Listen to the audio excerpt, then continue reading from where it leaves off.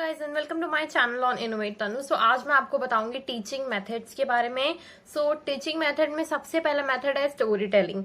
Story telling मतलब कि आप बच्चों को क्या सुनाओगे, स्टोरी सुनाओगे, उनसे उनका क्या होगा, फोकस बढ़ेगा, कंसंट्रेशन बढ़ेगा, इमेजिन करेंगे वो चीजों को कि आप कुछ कैरेक्टर्स बताओगे तो उनको वो इमेजिनेशन पावर उनकी डेवलप होगी, वोकैबुलरी भी साथ साथ अच्छी होगी, ग्रेट लीडर बनेंगे वो आगे चल के। अगर आप उनको ग्रेट लीडर की कहानी सुना रहे हो तो वो आगे चल के उसको फॉलो करेंगे। साइंटिस्ट की कहानी सुनाओगे तो साइंटिस्ट जैसा वो बिहेव करेंगे, सोशलिस्ट जैसा उनको बताओगे तो जैसी स्टोरी आप उनको सुनाओगे वैसा वो रोल मॉडल उनके सामने आप जैसे रखोगे वैसे वो बिहेव करेंगे। ओके, सो ये सारे मेथड्स क्या होते हैं, मेथड्स यूज करते हैं जैसे कि टूल्स हो गए बच्चों को उस तरीके से बनाने के लिए। ओके, सो उनकी थिंकिंग पावर भी डेवलप होगी, उनका इंटरेस्ट डेवलप होगा पढ़ाई में कि वो उनको भी ये सब बनना होगा तो उनका इंटरेस्ट भी डेवलप होगा। So story telling method. Now the next one is a text book method.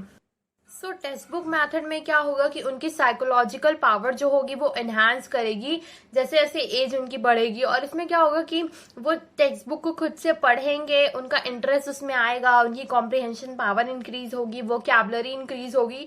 So text book पढ़ने से जो जो चीजें होती हैं वो सारी चीजें उनके अंदर होंगी, सो वो क्या भी अच्छी हो जाएगी। Okay, next one is lecture method. Lecture method क्या होता है, टोटल पूरा ये क्या होता है, टीचर सेंटर्ड होता है। ओके, ये ट्रेडिशनल मैथड भी बोला जा सकता है, ऐसे चॉक एंड टॉक मैथड भी बोल सकते हैं क्योंकि आप चॉक लोगे या मार्कर लोगे और उस बच्चे से बात करोगे। सो चॉक एंड टॉक मैथड बोलते हैं एक सिस्टमैटिकल, लॉजिकल, इम्प्रेसिव वे है। जैसे कि अगर आप ये टीचर सेंटर है तो इसको आप सिस्टमैटिक वे में, एक लॉजिकल वे में आप उसको प्रेजेंट करोगे, क्वेश्चन पुटअप करोगे, कोई लॉजिकल क्वेश्चन पुटअप करोगे बच्चों से उससे रिलेटेड, सो उनके अंदर इंटरेस्ट आ सकता है। और ये क्या है, चीप मेथड होता है, सस्ता मेथड है, कुछ भी नहीं लगना है, बस आपका चौक है और आपको बातें करनी है। ये शॉर्ट पीरियड है और ये वास्ट रीच के लिए है। जैसे कि कम टाइम है आपके पास तो आप chalk and talk method use कर सकते हो और बहुत सारी भीड़ के लिए भी ये यूज किया जा सकता है। ओके, नेक्स्ट इसके डीमेरिट्स हैं। सो इसके डीमेरिट्स क्या हो जाएंगे, ये बोरिंग हो सकता है और टायरसम हो सकता है। मींस कुछ समय बाद बच्चे बोर होने लगे आपको देख देख के, यही चीज आप पढ़ा रहे हो एक ही चीज, या उसको इंटरेस्टिंग वे में आप सिस्टमैटिक इंप्रेसिव वे में नहीं कर रहे हो तो बच्चे बोर हो जाएंगे। क्योंकि ये टीचर सेंटर होता है, बच्चों का इसमें कोई भी काम नहीं होता है, बस उनको बैठ के सुनना रहता है, समझना रहता है। और ये पैसिव लिसनर के टाइप के जैसा हो गया कि बच्चे एकदम पैसिव लिसनर हो गए हैं। Next, against to learning by doing. So ये लर्निंग बाय डूइंग के खिलाफ है कि बच्चे खुद से कोई काम नहीं कर रहे हैं, बस टीचर उनको समझा रहा है। ओके, नेक्स्ट है डिमॉन्स्ट्रेटिव मैथड। डिमॉन्स्ट्रेशन या डिमॉन्स्ट्रेटिव मैथड, इसमें क्या होता है, ये साइंस में ज्यादातर यूज होता है और इसमें क्या होता है, बच्चों को डेमो दिखाए जाते हैं, चीजें दिखाई जाती हैं, मॉडल्स दिखाए जाते हैं, आप जैसे बोल सकते हो, तो वही है डिमॉन्स्ट्रेटिव मैथड और ये काफी ज्यादा इंटरेस्टिंग भी हो सकता है। नेक्स्ट वन है ट्यूटोरियल मैथड। ट्यूटोरियल मैथड में हम देख सकते हैं कि होमोजीनियस और हेट्रोजीनियस। होमो मतलब सेम होता है, सेम एबिलिटी के स्टूडेंट्स को लेकर ट्यूटोरियल एक कुछ परफॉर्म करवाना, और हेट्रोजीनियस में भी वही होता है कि हेट्रो मतलब डिफरेंट, तो डिफरेंट एबिलिटीज के स्टूडेंट को लेकर ट्यूटोरियल परफॉर्म करवाना। ओके, नेक्स्ट है question answer method. Question answer method किसने दिया है, तो सोक्रेट्स ने दिया है। So this is by Socrates. So इसमें both teacher and students is active. जैसे अगर टीचर क्वेश्चन पूछ रहा है तो उसका आंसर करेंगे स्टूडेंट, अगर स्टूडेंट कुछ क्वेश्चन पूछ रहा है तो उसका आंसर करेगा टीचर। ओके, सो दोनों के दोनों ही इसमें एक्टिव रहते हैं। Okay, next one is discussion method. Discussion मतलब कि बच्चे और टीचर दोनों क्या बैठ के डिस्कस कर रहे हैं, या बच्चे ही सिर्फ बैठ के डिस्कशन कर रहे हैं, डिबेट टाइप का हो गया। ठीक है, सो इसमें ओपन एंडेड क्वेश्चन पूछे जा सकते हैं कि जिसका जो मन कर रहा है उस टॉपिक से रिलेटेड वो क्वेश्चन पूछ सकता है। एक लीडरशिप क्वालिटी भी इससे होती है कि जैसे कि लीडर होता है, क्वेश्चनिंग करता है लोगों से, वो उसका जवाब देते हैं। सो ये कुछ लीडरशिप क्वालिटी अच्छी होगी। टॉलरेंस आएगा कि कोई भी क्वेश्चन किसी से भी पूछ लिया गया और वो उसका जवाब पॉजिटिव वे में ही करेगा। उसके अंदर क्या होगा, टॉलरेंस आएगा कि अगर उसको निगेटिव चीज ही पूछी गई तो उसका वो कैसे आंसर कर रहा है वो उस पर डिपेंड करता है। सो डिस्कशन या डिबेट से ये सारी चीजें डेवलप होती है। Next one is the heuristic method. Heuristic method दिया H.E. आर्मस्ट्रॉन्ग ने। सो इसको और भी कहते हैं प्रॉब्लम पोजिंग मैथड। जैसे कि कोई भी हाइपोथेसिस दे दी गई, कोई भी चीज दे दी गई उनको कि ये आपको ये चीजें दी गई हैं, आपको इसका कंक्लूजन निकालना है या इसका प्रेजेंट प्रॉब्लम से भी रिलेट हम लोग कर सकते हैं। ठीक है, सो उनको हाइपोथेसिस एक दी जाएगी, उनको कंक्लूजन निकालना पड़ेगा। And next one Paulen and Danker है, उन्होंने दिया हुआ है प्रॉब्लम सॉल्विंग का, ठीक है। सो ये इमेजिनेशन पे बेस होता है कि उनको कुछ चीज दे दी जाती है कि आप ये इमेजिन करो और ये प्रॉब्लम आप सॉल्व करो। नेक्स्ट ये पूरा का पूरा क्या होता है, चाइल्ड सेंटर होता है, क्योंकि ये बच्चे खुद से परफॉर्म कर रहे हैं, कोई प्रॉब्लम उनको दे दी गई है, वो खुद से कंक्लूजन निकाल रहे हैं। और भी इसमें है project method. So project method में क्या होगा, प्रोजेक्ट मेथड दिया है WH किलपैट्रिक ने, और इससे क्या होता है कि बच्चे प्रोजेक्ट बनाते हैं। सो प्रोजेक्ट में क्या होगा, उनका प्रोग्रेसिव मतलब वो बड़े होंगे, वो प्रोग्रेस आएगा उनके अंदर, तो ये प्रोग्रेसिव एजुकेशन को सपोर्ट करता है। और इसे हम प्रैग्मेटिज्म में भी इन्वॉल्व करते हैं फिलॉसफी से, ओके। सो ये ग्रुप में वर्क करता है और ये काफी अच्छा होता है चाइल्ड डेवलपमेंट के लिए। सो चाइल्ड सेंटर भी रहता है, प्रोजेक्ट मेथड है और ग्रुप वर्क में। सो बच्चे डिस्कस करेंगे, उस प्रोजेक्ट को तैयार करेंगे। एंड नेक्स्ट वन है डिस्कवरी मेथड। सो ये जैसे कि सोशल साइंस से हम रिलेट कर सकते हैं, सो सोशल साइंस पास्ट वगैरह से रिलेटेड होता है, ये भी चाइल्ड सेंटर मेथड है, okay. So the next teaching method is role play and dramatization method. मतलब कि बच्चे क्या होंगे, किसी का रोल प्ले करेंगे या वो ड्रामा के थ्रू उस चीज को सीखेंगे। तो इसको दिया है JL मोरिनो ने। ये क्या है, चाइल्ड सेंटर्ड होता है। चाइल्ड सेंटर होने के साथ साथ बच्चों को करेक्टर्स दिए जाते हैं और उनको रोल दिए जाते हैं, जिससे उनके सेंसेस भी इंक्रीज होंगे। वो हाथ का यूज करेंगे और सब चीजों का यूज करेंगे, दिमाग का यूज करेंगे, तो सारी चीजें उनके सेंसेस पे वर्क करता है ये।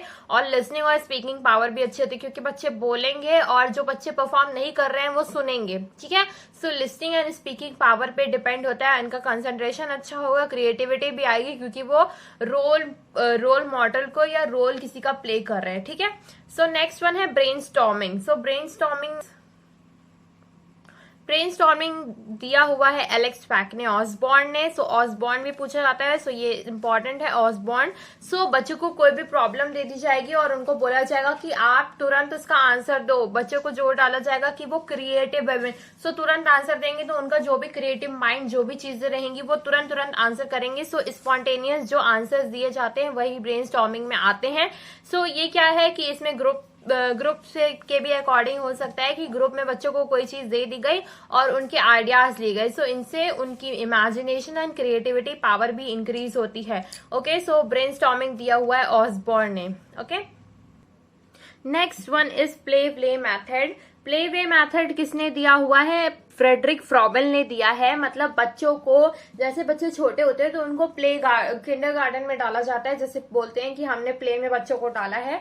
सो प्ले में बच्चों को डालते हैं, इसका मतलब है किंडरगार्टन स्कूल में डाला जाता है उन्हें, और वो जो उनका मन करेगा वो खेलेंगे, जो उनका करेगा, पढ़ाई करने का मन करेगा, गेम के थ्रू उस चीजों को सीखेंगे। So play in freedom, kindergarten method भी इसको कहते हैं। और इसका नेम किसने दिया था, हेनरी कार्डवेल कॉक ने दिया था, बट इसको डिस्कवर किसने किया है, मेनली फ्रेडरिक फ्रॉबेल ने ही किया है, ओके। गार्डन मेथड मतलब क्या होता है कि गार्डन ऑफ चिल्ड्रन, जैसे बच्चों का गार्डन है, बच्चे वहां पे कुछ भी कर सकते हैं, खेल सकते हैं, कुछ भी सीख सकते हैं, प्लांट से भी रिलेटेड हो सकता है। सो ये गार्डन से रिलेटेड होता है। पहला इसका खुला था जर्मनी में स्कूल, एंड 2 से 3 साल के लिए बच्चों के लिए बहुत ज्यादा बेस्ट होता है। एंड टीचर एक गार्डनर की तरह होता है, बच्चे क्या होते हैं, प्लांट की तरह होता है। बस जैसे गार्डनर जो होता है प्लांट को पानी देता है, सॉइल अच्छी खाद देता है, सो वैसे ही उनका वर्क होगा। ये नहीं कि आप उनको पढ़ाओगे बैठा के, ठीक है। सो यहाँ पे बस उतना ही काम है, आप एज अ गार्डनर हो, बच्चे एज अ प्लांट वर्क करेंगे यहाँ पे, ओके।